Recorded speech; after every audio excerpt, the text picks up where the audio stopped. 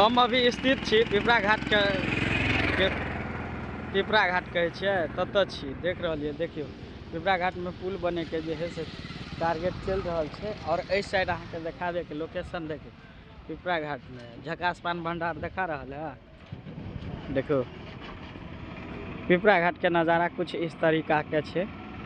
और अभी जो है से ठंड के मौसम है, ठंड के मौसम में कनी जो है से आदमी आन जान मतलब एनाइ जेनाइ कनी कम भ रहल छे। बाकी तो मेन रोड है, तै लके जो है से अहाँ के पूरा एकदम लोकेशन बहुत अच्छा देखे में लग रहा है।